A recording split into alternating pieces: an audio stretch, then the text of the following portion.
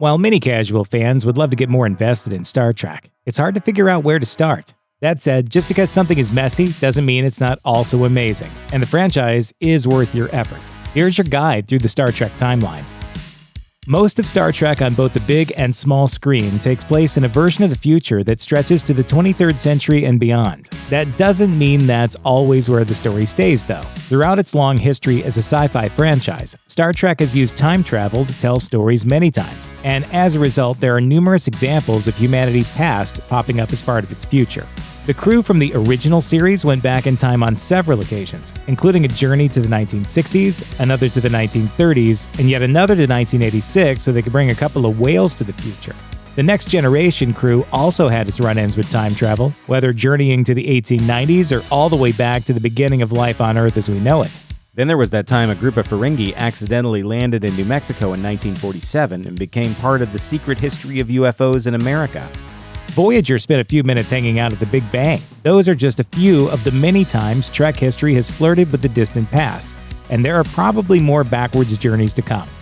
Though humanity seems to have had a lot of its scientific priorities in order by the time of Star Trek's future, that wasn't always the case in the past.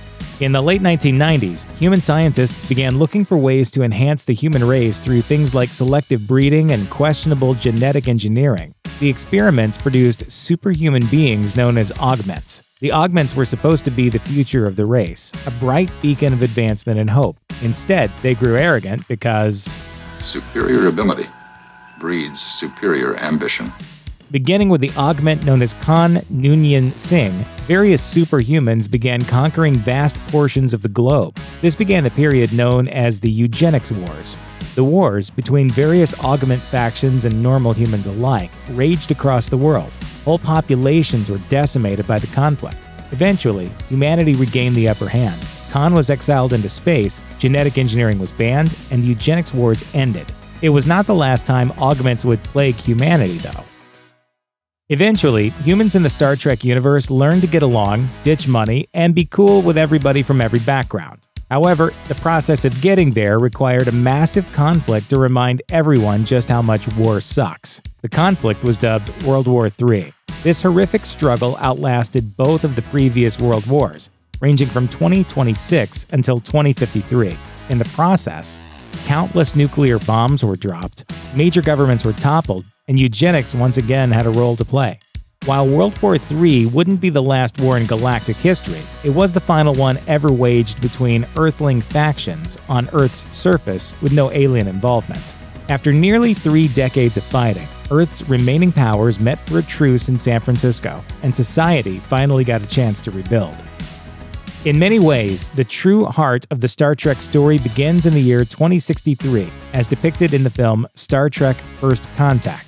At this time, the world is still ailing and poverty-stricken thanks to nuclear warfare, but humankind is inching toward the stars. The leader of these efforts is the strange scientist, Dr. Zephram Cochrane. Cochrane manages to invent Earth's first manned warp-drive ship. Fittingly enough, considering everything that humanity just survived, he dubs his starship the Phoenix. When the Phoenix warps out into space, it is detected by the Vulcans. Those good, pointy-eared, logical folks decide that this grand technological achievement means the time has finally come for humankind to publicly meet beings from another world. So the Vulcans zoom down to Earth, the Earthlings finally get over their whole "do aliens exist?" question, and the road to a brighter future is paved. In the 2130s, the utopian city of San Francisco gives birth to Starfleet. This space organization aims to boldly go where no man has gone before. To make this dream a reality, Starfleet builds humanity's first Warp 5 vessel in 2151, the Enterprise NX-01. The world's first Enterprise is commanded by a dude named Jonathan Archer, who leads a quirky crew of humans, a Vulcan, and even the Denobulan across the stars. Their groundbreaking voyages over the next handful of years are depicted in the series Star Trek Enterprise. Though they simply set out to explore, Archer's crew eventually gets caught up in a war against some animalistic aliens known as the Xindi. Unfortunately, this is followed just a few years later by a war against the Romulans, though we don't get to see that on screen. Once the dust settles on all this intergalactic warfare, Year 2161 sees the Earthlings, Vulcans, Andorians, and the Tellarites meet for a massive summit in San Francisco. There, they change the galaxy and form the United Federation of Planets. This massive, ambitious organization turns out to be what the rest of Star Trek history pretty much centers on. At this point, we arrive at the prequel series Star Trek Discovery, which takes place around the year 2255, about a decade before the events of the original 1966 series. By this point, the Federation has been in place and reshaping the galaxy for a century. Things are going swell, for the most part, other than the fact that everybody's caught in a long-running Cold War with the Klingons. The series itself follows Michael Burnham, a human specialist raised by Vulcans who serves aboard the science vessel, the USS Discovery. Now, the fact that a futuristic sci-fi show produced in 2017 is supposed to be a prequel to a series from the 60s presents some obvious visual challenges. How do you explain the fact that any advanced tech in Discovery seems way more sophisticated than the stuff in the original series? Why does the future of the Trek timeline look older than the past? The fact that the Discovery is a super experimental, one-of-a-kind science vessel is one main reason. The series has also gone to great lengths to establish that the 1966 show's dated aesthetics are due to the influence of Captain Christopher Pike. Pike is an old-fashioned dude who prefers old-fashioned tech. While it's never spelled out exactly, it can be assumed that Pike, a character who dates back to the original series pilot, probably passed down his dated style choices to Kirk. Before all those prequels, there was the original series. The show takes place between the years 2265 and 2269 and follows Kirk, Spock, Sulu, Bones, Uhura, Scotty, and the rest of the gang on Trek's very first TV voyages. The original series features a 5-year mission of exploration, Klingon tension, a bunch of fluffy tribbles, battles against lots of aliens, and more. This era is, and will forever be, the heart of all things Star Trek. By this point, the human race has evolved way beyond all the arguments that were still going on in the Enterprise era, but they still aren't quite at perfection. Star Trek the Motion Picture takes place about a decade later, in the 2270s, and follows now Admiral Kirk bringing the band back together on a remodeled Enterprise for yet another mission. The next 5 Star Trek movies all take place within the same general time frame and cover everything from the return of Khan to a journey to find God. Once the original crew finishes their fun, a long time passes before we arrive at Star Trek The Next Generation. The new series takes place almost a century later in 2364 and features Captain Jean-Luc Picard taking over the USS Enterprise D on yet another mission of exploration. By this point, the Federation is so cool with Klingons that they even have one serving as Picard's junior lieutenant. And technology has advanced to the point of producing holodecks, badge communicators, and more. Picard proves to be a level-headed leader, and probably the person you most want commanding your ship if you ever encounter a species of freaky cyborg aliens who fly through space in giant cubes.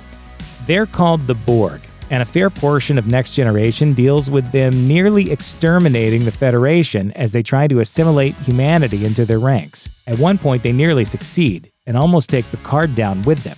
While most of The Next Generation is episodic and deals with a space anomaly or alien of the week, the overarching theme comes back to Q, an all-powerful alien from an all-powerful race of aliens, also called the Q, who have put humanity on trial for unknown reasons. Over 7 seasons, Q returns to the Enterprise again and again to check in, and by the end of the series, Q admits that mankind is more or less on the right track. Star Trek Deep Space Nine, a series set around the last few years of The Next Generation, kicks off its story in 2369. The cult favorite series begins with the liberation of the planet Bajor from a 50-year occupation by the warlike Cardassians. Once Bajor is free, the Federation moves into nearby space station Terok Nur, renames it Deep Space Nine, and puts Commander Benjamin Sisko in charge.